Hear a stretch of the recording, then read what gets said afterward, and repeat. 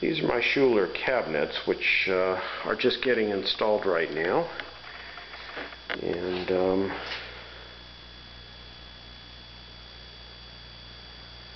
I think the first thing that we would notice is the discrepancy between the colors on that cabinet and the one directly next to it. Something I may just have to live with. But now we're going to get into the quality. And for the life of me, I cannot figure out how to adjust this, but this one seems to close just fine. This one, however, doesn't snap closed all the way. Decides it wants to hang out a little bit. Next thing is this door, which I have got the hinges set as far in as possible, and it looks like the bottom of the door is fine, but when we get to the top, it's got, well, it sits about a 1/4 inch above the other one. I believe the door is warped. Let's see here. Levels. I think levels can be adjusted. None of the drawers really came leveled. I mean, if we look at the gap amongst that one, it's wider on the right side. Again, this is, oh man, look at that one. Again, I believe that there's enough room to get things leveled out properly.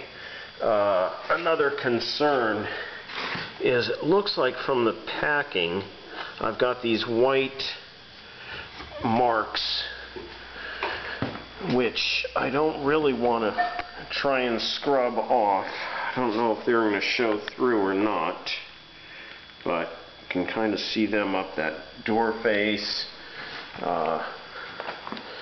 We've got them. That's not, well, again, I don't want to sit here dicking with stuff. On this one, it's really evident. We could get this picture without all the glare.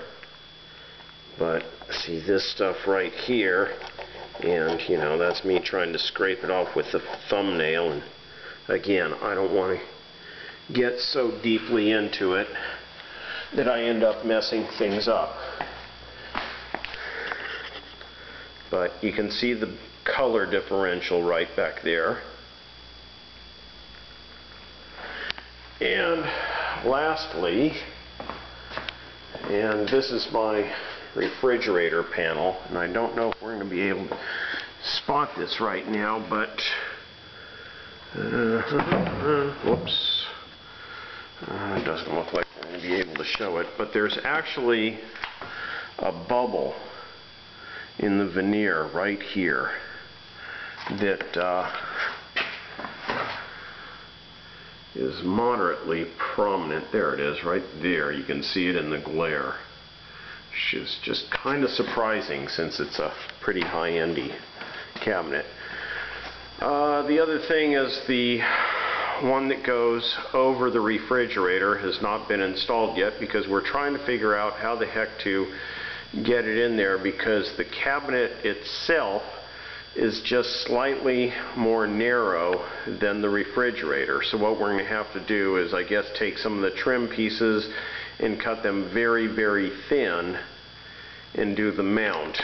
Basically, yes, the refrigerator is 36 inches wide, but when you also include the hinges, then it puts it wider than the cabinet. So the refrigerator, these hinges go back about 6 or 7 inches. So the refrigerator, without additional shimming, would have to stand out, well, 6 or 7 inches.